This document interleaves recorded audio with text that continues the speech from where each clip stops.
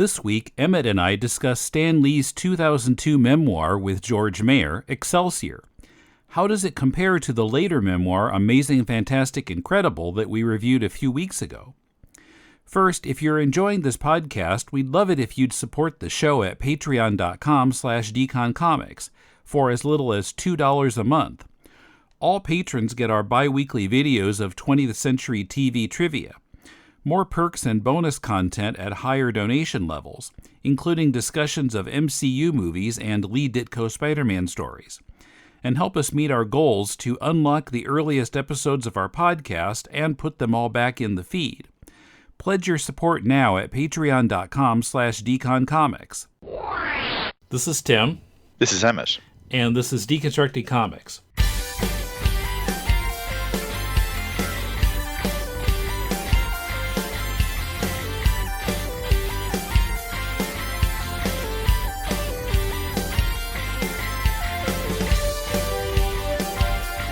Welcome to Deconstructing Comics. This is Tim in Tokyo. Emmet is on from Victoria, Australia. How are you? I'm okay, Tim. How are things? It's a cold and wet day here in country Victoria, but other than that, all good. Okay. I'm in pain. Ooh. So you did hint that there was something amiss when we started speaking, but I'm sad to hear that. So here's what happened. I went jogging this morning. Always a mistake. And I took a little different route than I usually take. Mm-hmm. And I went down a street where there were 3 or more crows fluttering around. And as I was jogging by, one of them, I heard wings above my head, and it touched me. Yeah. Didn't break the skin or anything, but I felt something touch my head, and it threw me off balance so badly that I completely lost my balance and crashed into a pole. Oh God. And various parts of my body are in different types of pain. Worst is my left wrist. I don't think I broke anything, but it's hard to use my left hand right now. Right. No, sorry to hear that, man. And always with birds, yeah, when they're feeling protective of their territory, you have to watch out. Yeah, so, I don't know what was going on there, but it seemed to be more than just the usual crow hangout that you see around here. They seem to be a little agitated about something. Yeah. Protecting their nests. It might have been something like up in a tree, or I think there was a wall there. It might have been on the other side of the wall, and I couldn't even see what it was. But yeah, there was something they were protecting.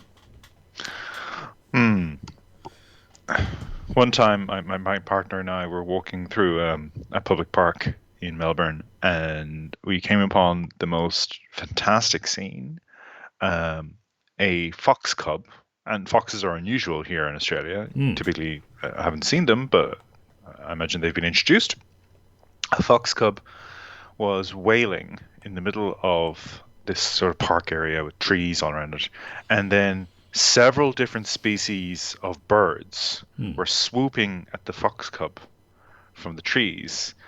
And I mention that because not only were they different kinds of birds, they started collaborating. The different birds started collaborating, and they picked up a stick. I think at least 2 of them picked up like a large branch and swooped down and smacked the fox with the large branch. Wow. I'd never seen anything like it before. And this idea of territory, it didn't just occur to a particular bird or a particular family of bird. It was all these different birds going, "Oh, you're a threat. No, we're going to get rid of you." So at least you can get smacked upside the head with a stick, Tim.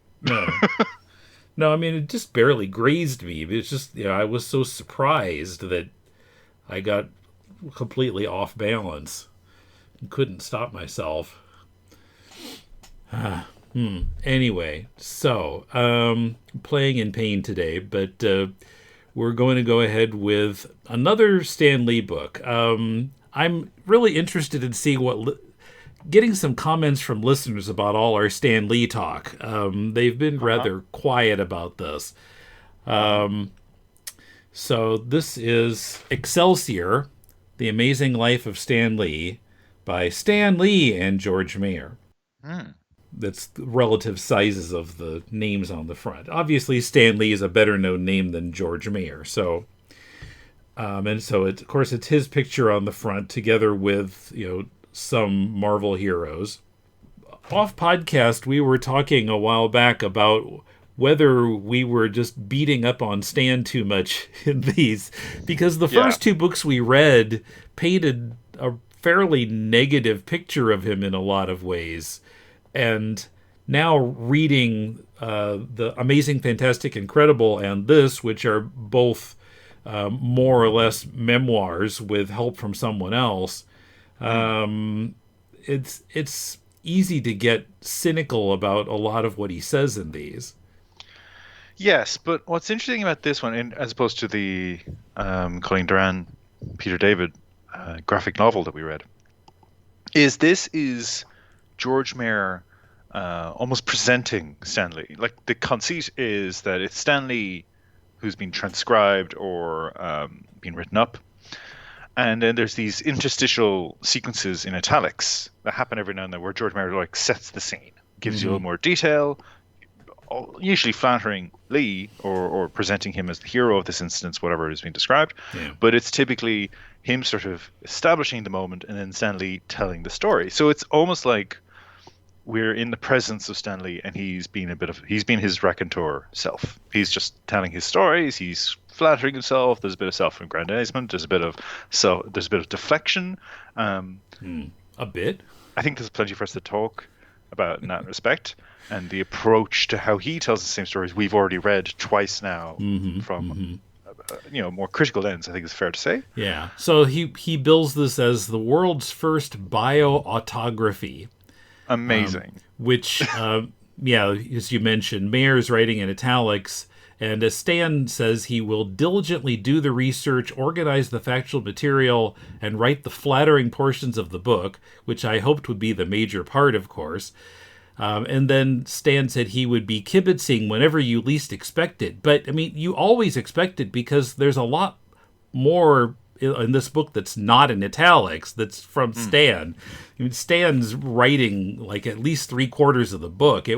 It wasn't what I was expecting when I was reading that introduction. I thought it was going to be mostly Mair with a little bit of Stan, but it's just the opposite. Potentially it is still mostly Mair. But we don't know. If it's a facsimile of Stan Lee, it's an extraordinarily good one. Well, and the Mair's portions, I feel like his research in a lot of cases was talking to Stan. Exactly. And there's one or two things, I made some notes in the book. I'm flicking through some sections. But I was very surprised that I came across a couple of anecdotes that had been discussed in the previous books, particularly the Abraham Reisman one, where it was almost like the version of the story told here was just lifted and taken as gospel and then introduced into those books. So what I'm talking about is the whole sequence involving Wortham.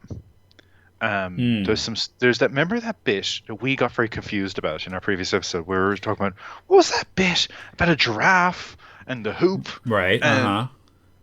So that's here. That's where this comes from. Yeah, and he says that he was actually talking with one of Wortham's people, someone he refers to as Legman. Yes. Which wasn't the name that was given in the other book. Which I don't know who this Legman is, because there is a very well-known essay by a Legman all about comics in the 1950s. I might have mentioned this in a previous episode, and I don't know if he's slandering this person or if it's a totally different person by the same name. Not Gershom Legman. But my thought from that sequence was, oh, this is pure fantasy. Like, this isn't real. Like, none of this is real, because we know he never met Wortham. And in this book, he's talking about, oh, yes, we had these debates. These public debates. We know that didn't happen. Yeah. So what I'm finding extraordinary is that this anecdote involving the giraffe, has been reproduced without that sort of, oh, this isn't true. This is like Stan Lee's sort of fantastical retelling of the Wortham situation. But so what is fascinating with this book is it's so charming. Like, it's actually really interesting to read. It's so charming. But I think he's created this fog of confusion over his life. Yeah. And the people we've been reading who were putting a lot of critical work in, I think some of them have been fooled a bit. There's some things that get reproduced. I still think the first book we read, the one which was kinder to Lee, but at the same time somehow more skeptical. Yeah, the Spurgeon and Raphael. Thank you. That's the best ones yet. That's set things out in a way I feel is more reflective, more considered, and when it does present his version of events. I remember there was like a slight inclination, a slight hint that, look, you take this with a pinch of salt. And I think that's fair. I think that's the approach, because so much of these stories are stories that he's embedded in our cultural memory. It's his version of events we have to contend with. And the other people are either no longer with us, or they had lost the battle long ago and they just said, oh, look, I just can't be bothered contesting this anymore. So I found reading this book very fascinating. And I would actually encourage people, if they can, to find a copy. Hard to get a hold of. Because you and I had extraordinary problems doing that. Yes. But I would encourage people to find it, because I do feel as if it's the final piece of the puzzle. As far as all our reading, as far as the books that have recently come out about St. Lee, this is him.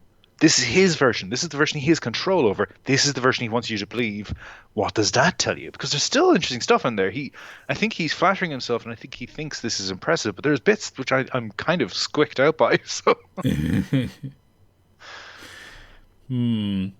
Yeah. Well, when I got to page 14, and here's the story about Stan as a kid winning the Herald Tribune contest 3 weeks in a row, I said, "Yep, okay." All right. Yep. Well, that's been debunked in one or both of the other books. I think Riesman kind of took that one apart.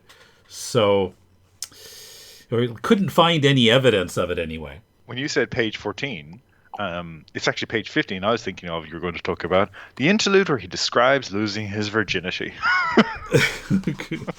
That didn't even make my notes, but yeah, okay. Yeah, there it is. So he describes this situation. He describes the person. And then he says, and if she's reading this now, here's a personal message to her. Please don't be embarrassed. I'm referring to the daughter of a different candy store owner. Like, there's a sort of, attempt at Hugh Hefner style, sexual libertine and knowing wink sort of raconteur within this book, and it just falls so flat. But I think at a time it was charming. I think there was a period when this was all like seen as very funny. But yeah, I mean, he's constantly either like puffing himself up in kind of a tongue-in-cheek way, or putting himself down, and it kind of gets old after a while, both of them.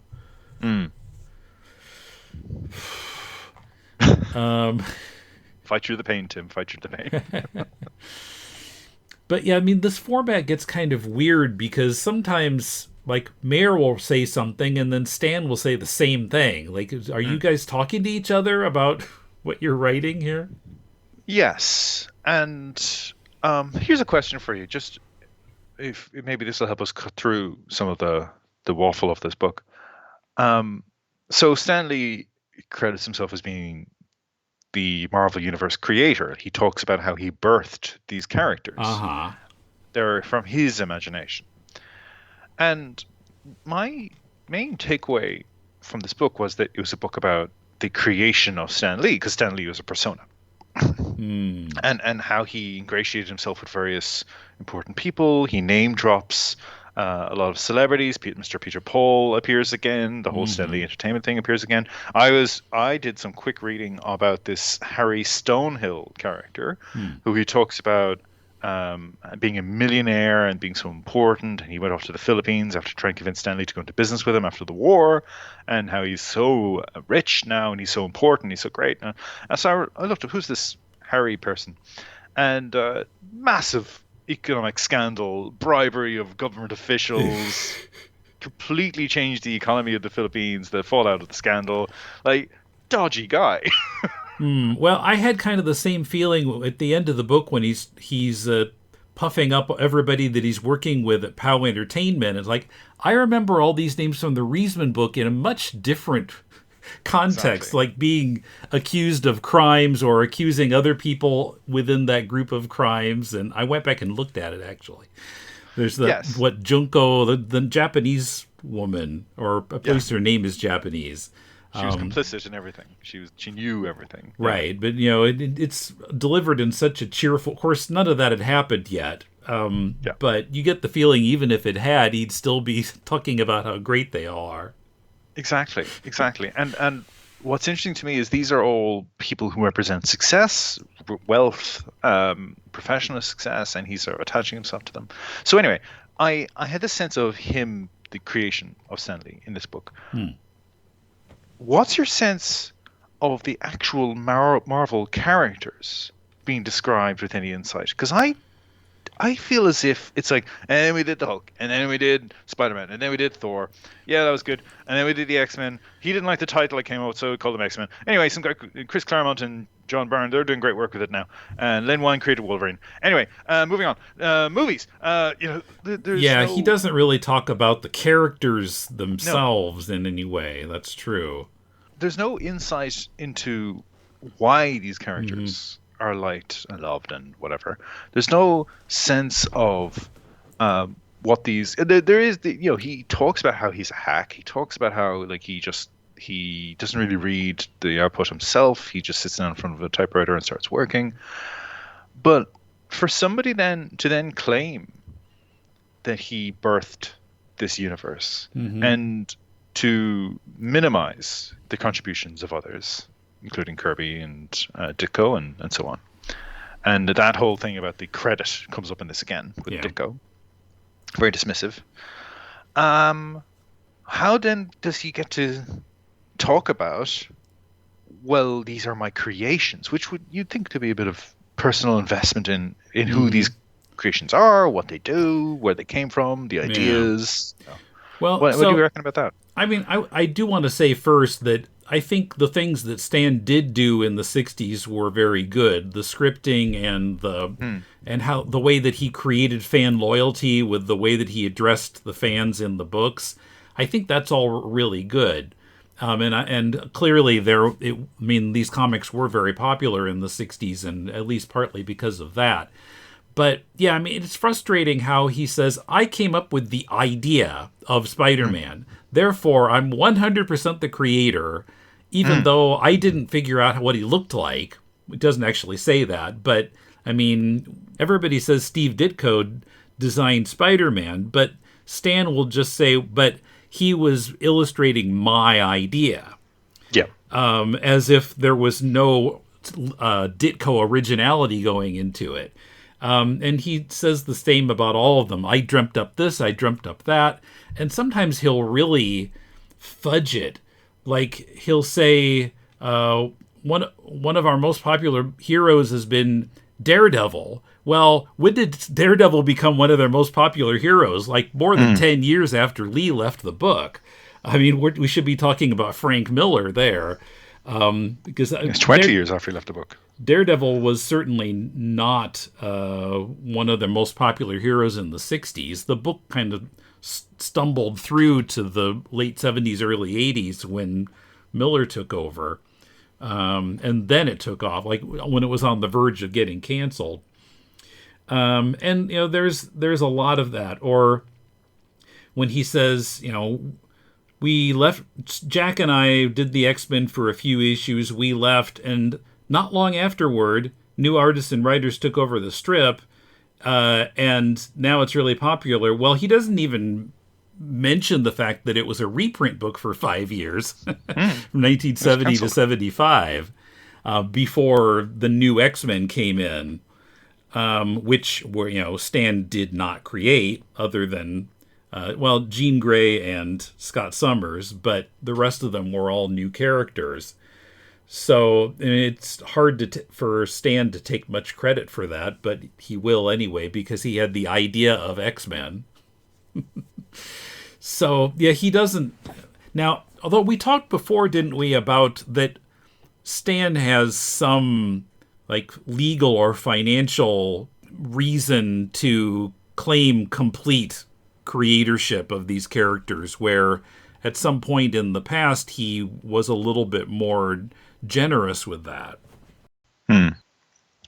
So he had a writing credit on a lot of stuff that it's alleged that he didn't do the bulk of the writing. And I think what's interesting in this book is you've got the sequence in, I want to say, the 90s when Perelman, again, from the Peter David comic with Connie Duran, Perelman, Ron Perelman, that whole thing gets really confusing and weird, and let's not revisit it. But Perelman, he basically tries to oust him, doesn't he? He like tries to get rid of him because he's saying, okay, well, you're an employee of Marvel, we're getting rid of you. And all the contracts are voided for everybody. Yeah. So then that all gets the upshot of that is that he becomes chairman emeritus. So emeritus, yeah. He's on the books forever now. He gets a fee out of them, but like it does sound like he was, even in his telling, there's this sense of, I was just getting paid the entire time. I always figured I would get paid, and that was they needed to have me, and he still sees himself as, well, he's the brand ambassador for the entire company. And so that's why he talks about birthing the Marvel Universe. That's why he will claim that, it was his idea to do Thor and not Jack Kirby's, because, why not draw on mythology? Like, I've done a man who can climb walls. I've done the Incredible Hulk. How do I do something bigger? Oh, let's do a god. Like, he has a version of that story in this. And I feel as if he's claiming that territory. He's claiming Marvel for himself, both as a creator, but almost as an owner. He's negotiated all these superiors to a point where he got into a comfortable little place for himself. And then Ron Perelman comes along and picks the hornet's nest and gives it a good shake. And I'm not defending Perelman. He was a rampant vulture capitalist, but it is interesting that he is almost equally villainous in this telling of the book to Bertham. The big challenge, and it's an economic challenge in Stan Lee's life. That's you got to take him down. So he gets outmaneuvered as well because ICANN takes over. But I was interested just to see how he presents a version of events to distract you from what is actually happening, which is that Stan Lee's been a paid employee for Marvel Comics for, it was about 50 years at that point, and hasn't actively been writing them since about 1970-ish. Yeah, I was gonna say 70, but I didn't think it was that much into the 70s. So you're right. I think it's right at that time. And even before then, was like in the Thor anecdote, he talks about, I had this idea, I wanted to do Thor. We had this book called Journey to Mystery, needed a shot in the arm, so I picked Thor, North Star Thunder to headline the book. After writing an outline depicting the story and the characters I had in mind, I asked my brother Larry to write the script because I didn't have time. And then poor Larry Lieber and Jack Kirby actually do the book. But like, this is the extent to which he's been writing, if you like. And still presenting himself as the author. Yeah. Well, he even admits that Ditko did his own plots sometimes, but doesn't that mean that Ditko should get a writing credit? He didn't. He got, it was a scripting credit and an art credit for Lee and Ditko, but Yeah, the actual writing of the story wasn't credited at all in that case. Although, well, actually, Kumar and I just recorded the Amazing Spider-Man 25 episode for the Patreon series, and in that particular book, there's a whole box about how Steve Ditko plotted that issue. But Ditko plotted many issues, because by this time Stan and Steve were not speaking. But I don't think we're going to see that box in every issue. I mean, I think Ditko had been plotting before number 25, but we didn't see any boxes like that.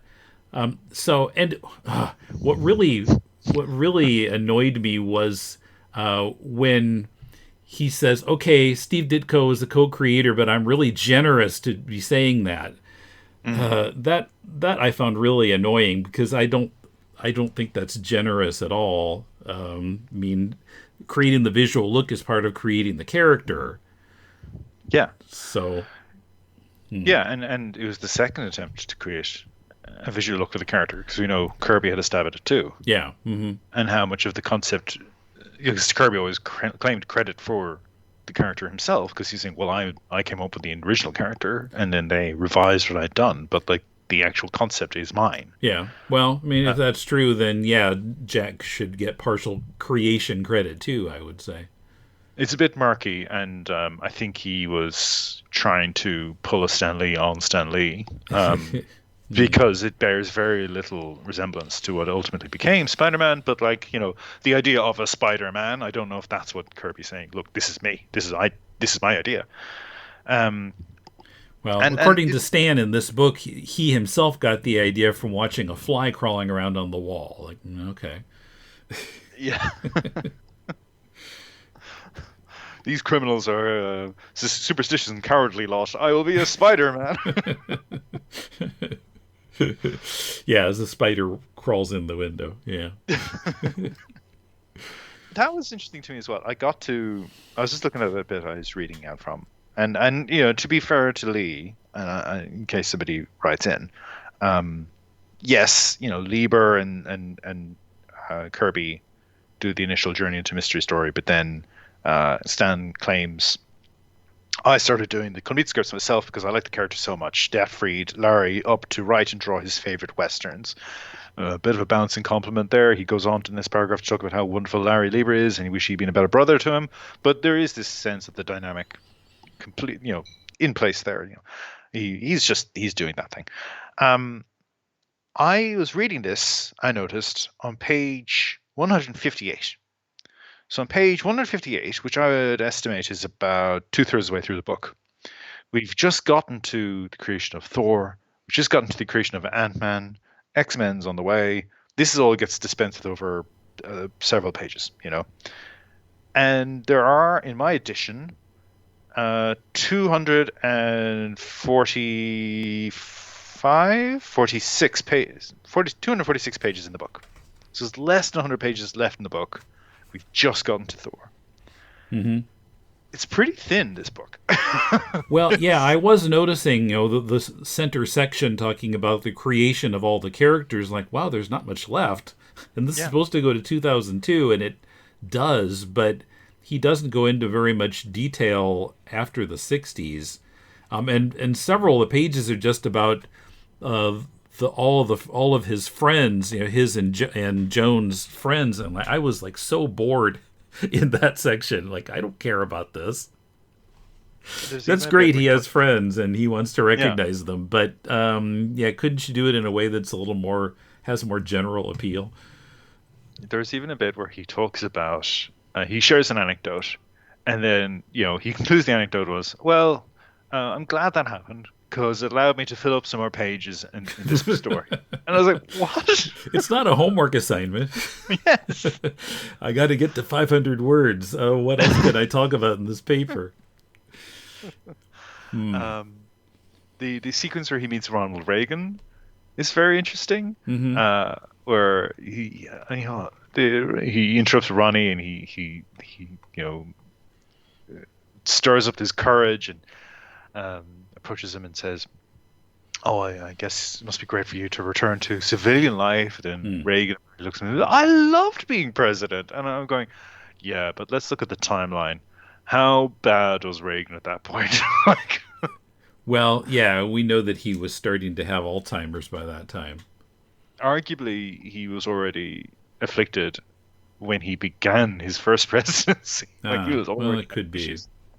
So, but I just, it's sort of, it was interesting how that event that was presented as what a great guy, huh? And Hmm. I'm looking, going, yeah, I don't know, man. That's a really strange thing for somebody to say. That's almost childish. It's almost like it's like he's talking to the Incredible Hulk, Hulk smash, Hulk president.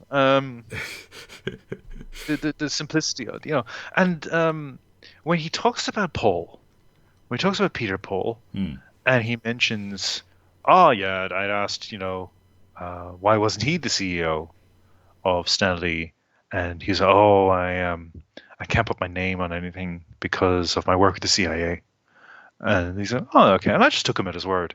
And like that is the classic example of distraction. Like it's such a strange story, and he then says, I'm just too trusting. And I'm going, no, no, no. I think you knew he was a scumbag. I think you knew. And I'm sure from the other versions of books we know that like they were involved in regime change operations on potentially a freelance basis, let's say. I don't want to get this podcast in trouble, Tim. Hmm. But they were toppling regimes, himself and his mates, that Stanley sort of interacted with. And the idea of this person and the things this person did, the things this Harry Stonehill person did, Ronald Reagan represented. So I'm going, this is a version of reality where the bad guys are just charming buffoons. Like that's they're just wealthy rich guys who like to play some golf. They're all lovely guys. I'm going, no, these are monsters. These are monsters. These people are monsters. And Stanley's hanging out with them. Well, and yeah, I mean that the talk about Peter Paul, and Stan minimizes his own kind of intelligence in picking Mm, things out, and it's kind of the same as when he says, "Well, I don't know what was bothering Steve and Jack, because they mm, never came up and told me, so I have no idea." And well, you could have asked them. yeah. I mean, he's trying to put all the blame on them, uh, but it doesn't sound like he ever asked them what was going on or tried to talk with them. He just steered as clear of them as they did of him. Yeah. Mr. George Mair, the interstitial sort of context setting that he does Hmm.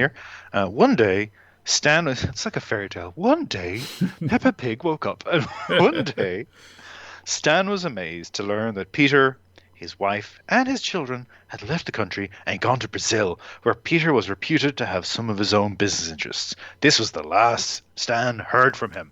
And then the chapter ends because Stan gives his version of what happened. Um, I'll never be so stupidly trusting again. And Tim, what picture does he choose to illustrate this moment? What page is this? Page 232 in my edition. Okay, I think we've got the same. Let's see, 232. Um, oh, he's shaking hands with Bill Clinton. He's shaking hands with Bill Clinton. Now, Every picture here's tells the the thing. story. This one proves conclusively how cool and laid back Joni and I are when meeting celebrities, and they look very enthusiastic, actually. Exactly. By the So way, that, what is the deal with the photo reproduction in this book? oh, it's terrible. I mean, It's and awful. it's Fireside. It's a subsidiary of Simon and Schuster. You would think that they would be able to get decent black and white photo reproductions in here, but it's a lousy self-published book or something. They've scanned the photos. They've just scanned them off a At, copier, yeah, at and pretty low resolution, or yeah, maybe they scanned like newspaper photos, or I don't know. hmm, But they have a lot of like patterns in them, hmm, as if they were on cloth or something. yeah. So, yeah, it's a terrible scan job. I don't know what they were scanning from, but yeah, it just doesn't look good. Mm. But yeah, I thought it was very amusing that they chose the picture of Clinton to feature in this Peter Paul chapter because we know Paul himself is still obsessed with Hillary Clinton. Like, he chooses her photo on his Wikipedia page, or her photos on his Wikipedia page, and there's a lot of, he's sort of hinted over the years that he did things with the Clintons, and there's almost like implied blackmail happening there. There's some involvement of the Clintons, and he did events for the Clintons, and that's why Lee got to meet them, and we get that story about the trophy wife again. Yeah, that horrible story. I was surprised Paul McCartney didn't come up. I was expecting Yeah. more of the maybe that happened after this book, because Amazing, Fantastic, Incredible was some years later, so maybe Paul was in that stretch of time. But we didn't get the Eleanor Roosevelt story either. We did. Did we? When he's working in the cinema, yes, that is in this. Okay, where he trips and she helps him up. Yeah. Okay. All right. Yeah. So, yeah, he couldn't leave that out. He says it's the greatest moment of his life. Coming up, Stan and more famous people, Stan's sensitivity about being associated with comics, and more. Don't forget you can help to unlock classic early episodes of Deconstructing Comics, help me return all the old episodes to this podcast feed, and at the $4 level get access to hours of additional full-length podcasts. At the $10 level, you can review the book of your choice with me here on this show. Support Deconstructing Comics and our other shows at patreon.com/deconcomics. Or you can send a one-time donation via PayPal to mail@deconstructingcomics.com. We appreciate your support. I crave superheroic content. Let's see what's on. I want you to tell all your friends about me. What are you? I'm Batman. Nah, I don't think so. I'm Batman. Not really what I'm looking for. I am vengeance. I am the night. I am Batman. Ugh, absolutely not. This is Robin the Boy Wonder. I'm Batman. Aha, now that's more like it. If you see Adam West as the one true Batman, then this is the podcast for you. Tune in every other Thursday on your favorite podcast source to hear Tim and Paul discuss the 1966 series and everything connected with it. What's the podcast called? To the Batpoles. To the Batpoles. To the Batpoles. What's your sense of the man, I guess, from these, like, who he's choosing to celebrate or choosing to attach his name to in this book? Well, I mean, it was kind of clear from the other later book that he kind of wants the reflected glory of the other, more famous people that he meets, and to kind of validate himself. Well, now on the point about never being so stupid and trusting again, and then he's talking about here's POW Entertainment, and I was remembering the Riesman book. Like, really, you won't be? Yeah. Let's do it all over again.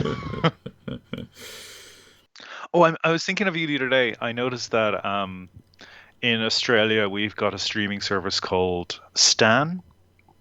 So it's like Netflix, but it's supposedly Australian run, or they have some licensing where they get to feature a lot of Australian content, but they also feature a lot of telly from the States and international television shows and movies and all the rest of it. They have Lucky Man on there, the Stan Lee Show. Okay. Which was one of the few, I think we talked about it in the last episode, but last one of these we did. What Lucky Man was the few POW Entertainment projects that actually did get off the ground. There's a couple of seasons of it, in fact. Wow. Okay. It's James Nesbitt, and it's this guy who I've watched the trailer now, Tim. I'm tiptoeing around actually watching an episode of this show. But the premise is this character, he receives this magic bracelet, a brooch, torque. I'm not really sure what it is, but it attaches around his wrist, and it gives him incredible luck. But then he's the target of, malign forces are out to get him. And So I guess he's not that lucky. Yeah. James Nesbitt is an actor who's Northern Irish actor, very respected. Did a lot of stuff in the 90s and 2000s that got him on the radar, and he made the Hobbit. He was in the Hobbit movies as well, and it was interesting watching the Hobbit movies. With each successive one, he got more and more screen time because the other Hobbit characters, the dwarf characters, got sidelined. It was like, it's Martin Freeman and James Nesbitt. So he's a well-known actor, and I'm sure he did a good job. I'd be curious to see what he actually did. But with this Stan Lee, and it's Stan Lee's Lucky Man. It's his name's all over it, Of course. but I do wonder if it was just he, licensed his name to a concept, or he gave a concept to a studio and they produced a show and his name's on it. But they had their own writers, they had their own people come in and just make a show and get funding for it because Stan Lee's associated. So it's almost like, the brand ambassador for Marvel became the brand ambassador for Stan Lee, and he just licensed himself, if you like. Mm-hmm. I'd be curious to actually see if the show's any good. Yeah, so this is a live action show? It's a live action show. Yeah, it was in the UK. So it's British cast, and I'm sure, not the biggest of budgets, but I'd be curious to see what they got up to. There were a few other things that were just kind of interesting to me. It's hard to tell what the actual situation was, of course, but he's talking about how he nearly left Timely Comics right before he ended up creating Fantastic Four. That's kind of interesting. Also, that he says he created Nick Fury and his Howling Commandos, or Sergeant Fury, I guess, because he was trying to show Martin Goodman that a comic with a terrible title could still be successful. Yes, so that's the story. That's the version of the story we encountered in the graphic novel as well. Okay. It was basically a gentleman's bet between him and his cousin's husband. I want to get back to that. But yeah, the idea that the commandos, you've got the Irish one, the Italian one, the black one, the gay one. Mm-hmm. The gay character's name is Pinkerton. Pinky Pinkerton. Right, like, which was supposed that cast was also supposed to handicap the book, because in the 60s the majority of the readers would have expected an all-white cast, I guess. All-white, straight, male, cis cast. It's pretty ugly. Like even the version he's telling of this story is true, and Kirby actually served. Lee was home writing scripts for a propaganda unit. Kirby actually served, and I feel as if I always associated his experience in war with Fury, and that Fury was birthed out of somebody who'd actually seen action and had fought Nazis. And I think the classic comics version of Fury that we know, the cigar chomping, taciturn, gruff character, I think there's a bit of Kirby in that character. That's our popular idea of who Kirby was like as a person. Mm-hmm. So I feel it's quite cruel almost that this book that they worked on is presented as, I just had a bet with Martin, and I filled with these characters, these stereotype characters, just to see if I could do it, and pull it off. Mm-hmm. Whereas somebody who had served would have been working with a very diverse group of people, and there would have been people sent to war who probably were supposedly treated with equality for the first time, because it's like, you're useful to us in this situation, and then when they came home, all of a sudden it's like, oh no, you're a second-class citizen again, we don't want you to be stepping up to the diner table. No, you go back to where you were before. So I feel as if that's quite an ugly version of however that book came to be. And something else that piqued my memory was I want to say this was in the Reisman book. Wasn't he quoted as being very dismissive of the Incredible Hulk show, saying, "Oh yeah, it wasn't very good"? Is that some event? Possibly. At some panel? Because here we have he talks about, and he's got a picture of himself with Bill Bixby and Lou Ferrigno, and again barely legible. But he says, "I learned a hell of a lot about TV from Ken Johnson during the many discussions we had about how to best adapt to the Incredible Hulk television.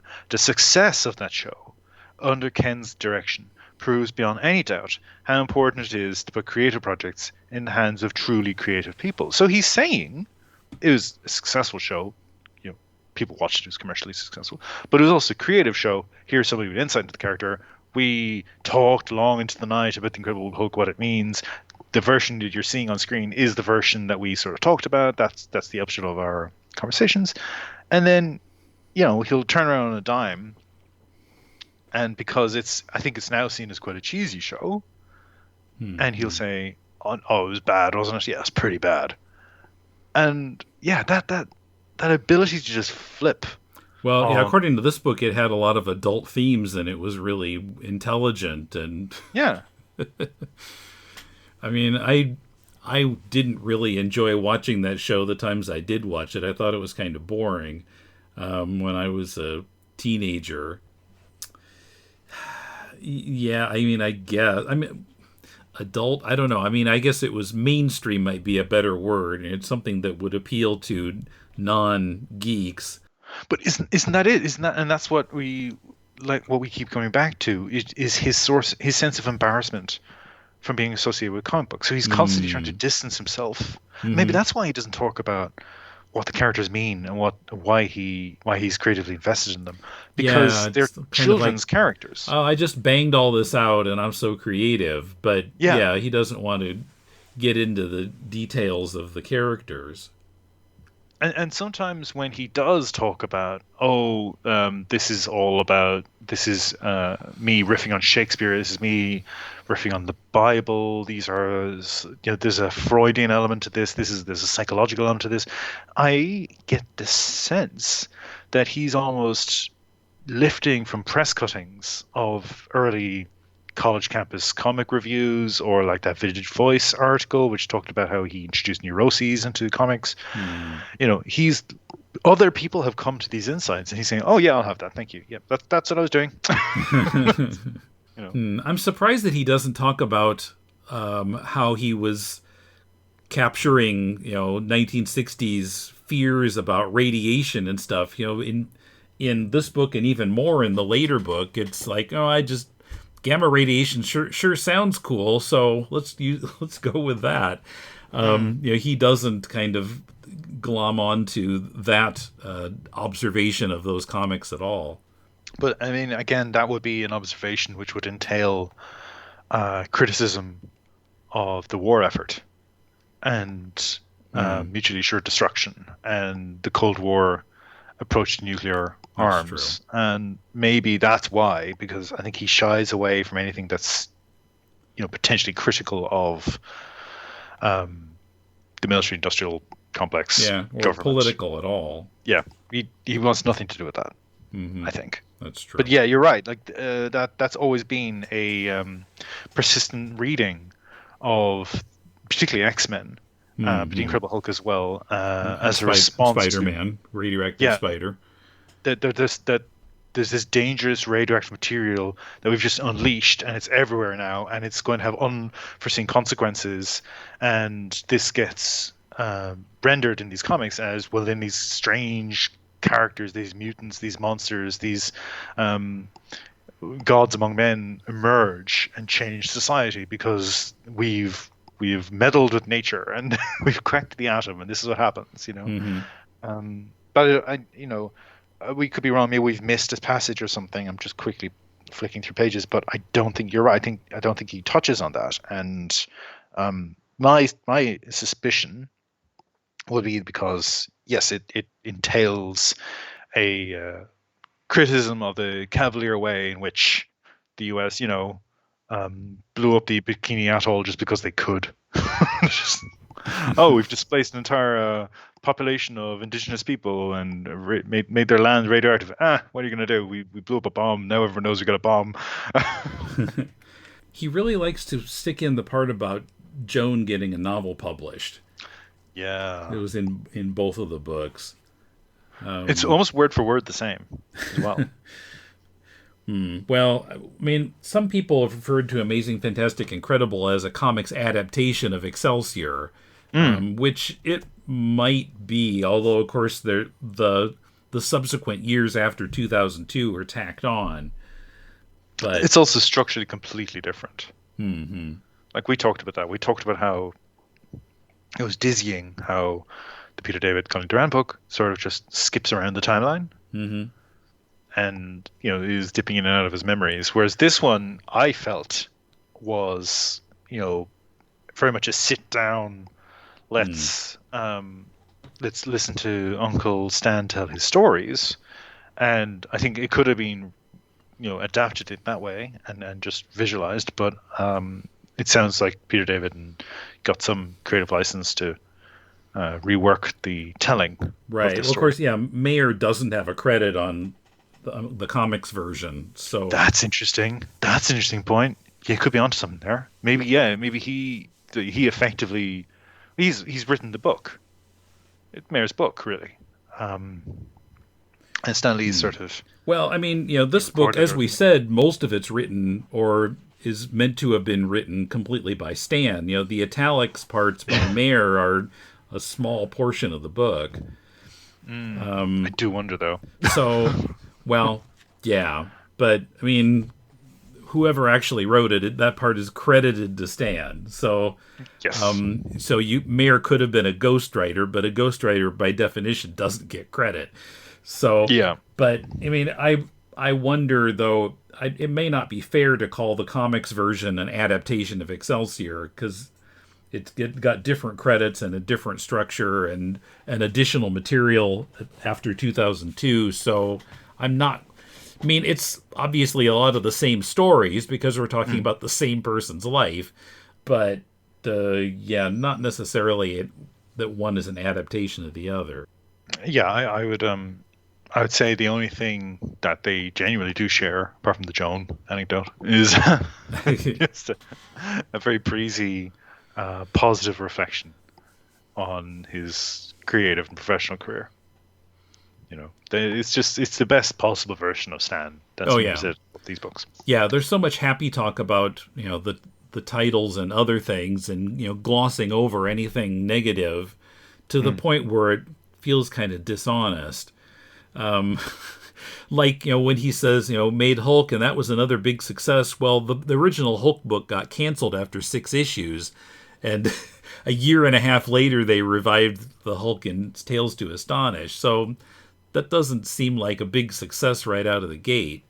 Yeah, and it's sad as well. Sort of the hinting at JC that's here, and then it she doesn't really feature here that much, right? But everything that's said about her is positive here, and it's all great stuff. Huge contrast to the Riesman book. Yeah, she's creative. Like maybe Joan and JC are the truly creative people in this family, and I'm just the front. I'm just the hype man. He says something to that effect. Mm-hmm.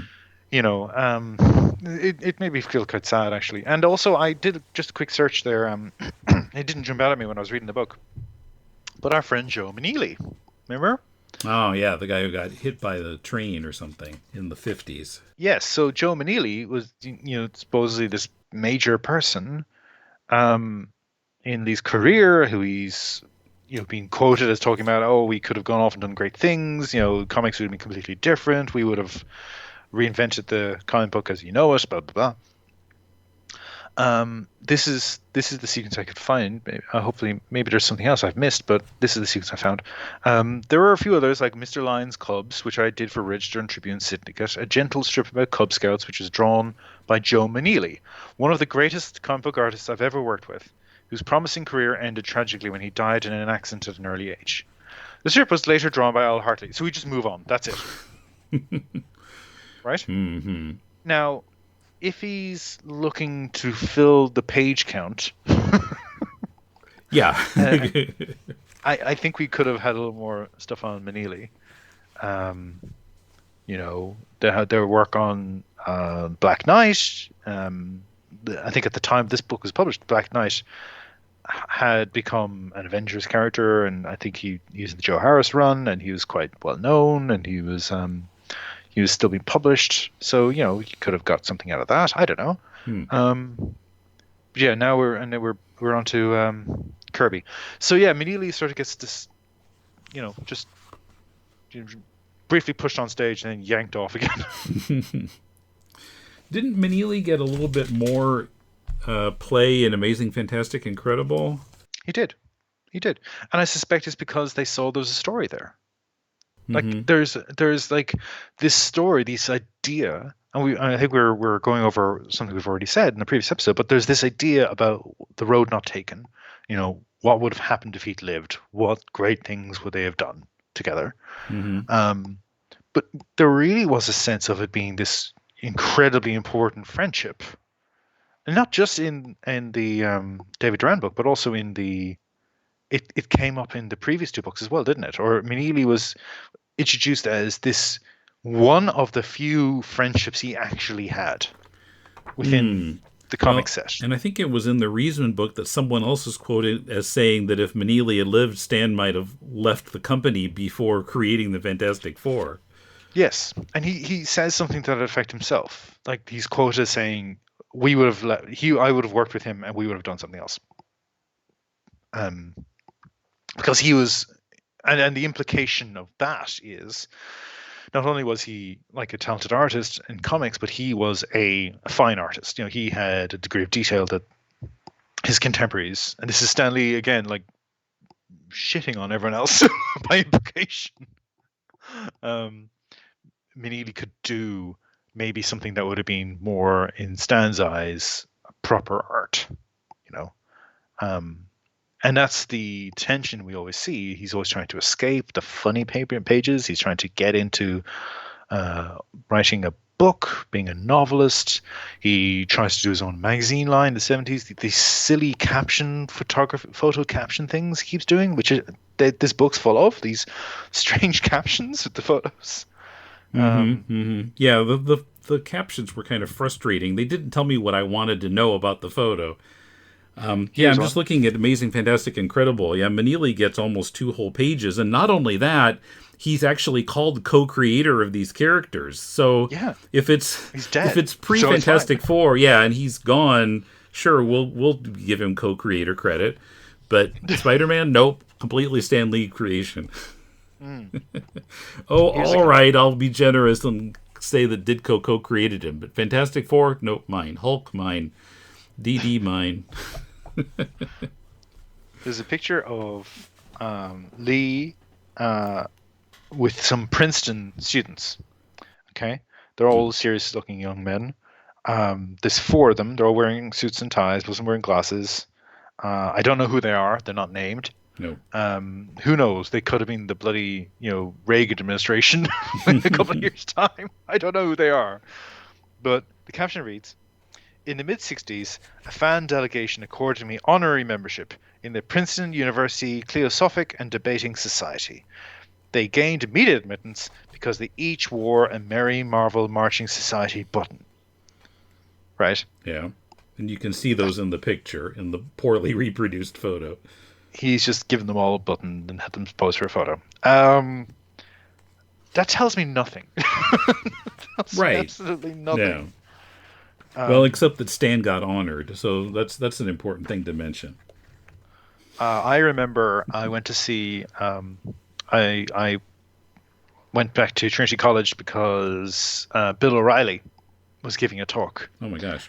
At Trinity College for it was the Phil, which is similar to this, the Philosophical Society.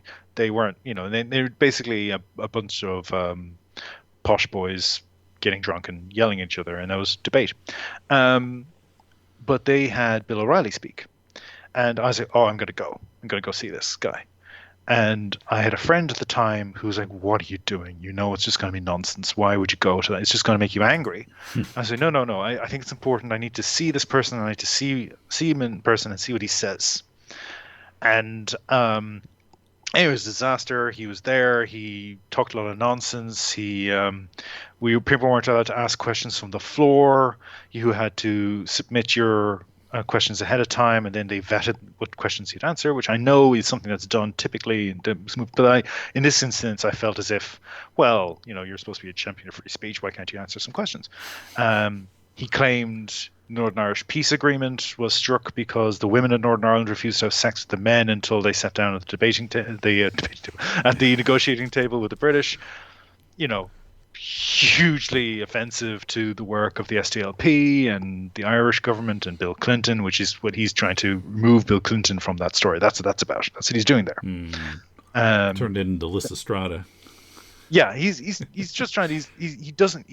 He's created a version of reality where America's statesmanship had nothing whatsoever to do with peace in Northern Ireland. Never mind what the EU did, because the EU provided a lot of funding as well.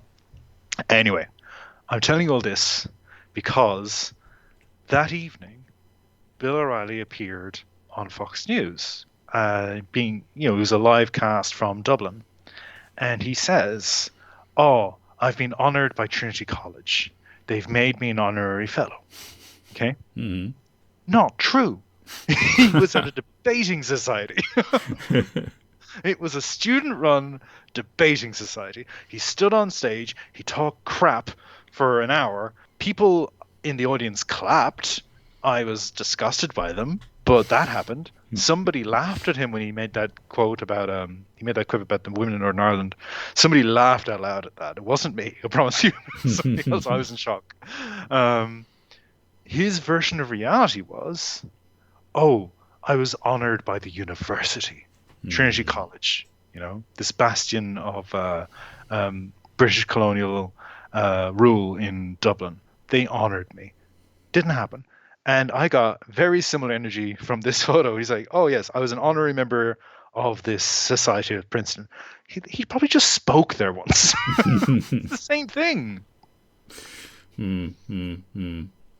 Okay. Well, yeah. For big fans of Stan, sorry, it's getting harder and harder for us to be really positive about him. Like I said, I mean, I do admire his accomplishments in the 60s, but just the way that he talks about them is very frustrating. Again, I would repeat myself. I would recommend people actually read this book. I think it's worth. This book should go back into print. People need to read this book because it's important. Similar to my Bill O'Reilly story, you need to hear their own words. You need to see them for who they are.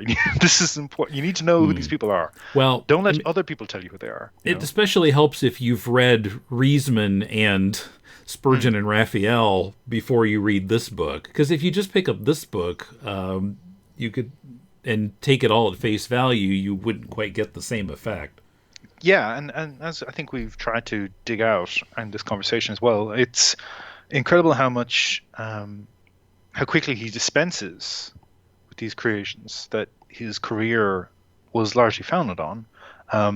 Even the cover has a smiling Stan with Spider-Man, Thor, the Fantastic Four, Hulk, and Silver Surfer like bursting out of his chest, like they're sort of flying towards the reader, coming from him, like Zeus, like Athena bursting out of Zeus's forehead. These ideas are coming from him, and there's so little insight into what made these characters, special and popular and important to people. There's no discussion of that. It's just like, and then and it was a success. And as you said, like he's talking about books that weren't necessarily a success, that were dropped or cancelled or became a big success after he stopped working on them. Yes, other people. When other people would take credit for writing those stories. X-Men in particular is very galling. In terms of anybody from the early 60s taking credit for the success of the X-Men, because so much of what X-Men is today was bolted on over the decades. Like Claremont introduced the whole idea of discrimination and bigotry and racism. And, Morrison then was more interested in maybe taking in some of the queer culture that was at the beginning of the 21st century sort of becoming more visible. And recently, Hickman has now taken on this idea of nationhood. And what would a mutant nation be? And what would mutant politics be? And if mutants actually were to have independence, how would they have to act with other nations in the world? And how would they basically tell them to piss off and leave us alone? These are what we're doing our thing now. All these visions, it's like a complete reinvention of the initial concept, which was, what if a bunch of people had superpowers? It doesn't matter why. They just had superpowers. That's the X-Men. Mm-hmm. It wasn't a lightning striking chemical formula. It wasn't a radiation exposure. It wasn't they're a god or they're an alien or whatever. They one day woke up and they had powers, and they're called mutants. Next. Yeah, well, and I guess all those characters still exist. Beast is much different now. Angel, Iceman, who is, I guess, now retroactively gay. I mean, those characters all still exist, but the whole thing has morphed so much. Just during the Claremont era, changed so much, and so many more characters added that. And I guess X-Men, in the 60s, the sales were kind of meh, I guess. They made it to 1970 and then went into reprints. Yes. And then, like Neil Adams doesn't get a mention here, but he was certainly somebody who moved the needle on X-Men as well, in terms of how he redesigned the characters, and he had these strange stories. I've recently read them. Very unusual stories. Bit racist. Particularly with Middle East sort of settings. But, all these other people came to the table and brought their ideas. And I think that's the Marvel story, is Lee's brand ambassadorship, his stewardship of these characters, his vision as an editor. It's not just how he marshaled the creations themselves. It's how he implanted in other people's heads the idea of what they could be. I think that's actually, if we're going to credit him with anything, we credit him with that. He made the ideas of these characters fascinating for other people. The potential was there. And then these other creative teams came in, either vetted by him or vetted by the likes of Roy Thomas or other people who came after him. And these creative teams then launched on what we know the definitive runs of these characters to be. But the person who claims to have started it all, I see him more as a ringmaster than as an author, creator, visionary. I see him more as somebody saying, well, there's all these things, let's just, hey, feast your eyes and here you go. Bye, next issue. Okay, so I see what you mean. I would recommend reading this book, but probably after the first two books we read, so that you can get the other side and say, now wait a minute, Riesman said, or Spurgeon and Raphael said, or both of them said. And it's important too, because he's so charming. He's very charming. Yeah. At times a bit creepy, but charming. And it's important for you to realize, maybe as you say, if you've read the other books, realize, oh, I'm being manipulated now. And that's interesting. It's interesting to watch somebody do that on the page. It's interesting to see the distraction, the feints, the sort of look over here, and then another version of an event we've seen from somebody else's point of view gets told. Yeah. That's interesting. So I actually found it weirdly rewarding reading this. Now, there are actually at least 4 more books about Stan that we could read. We're going to read something else first, but I'd be really interested in hearing from the listeners if they would like to hear us review those other 4 books. So please write to us at mail@deconstructingcomics.com or through our Facebook page or group. I'm interested in if people are interested in hearing more Stan Lee reviews. Or have you had all the Stan you can stand? Oh, well done.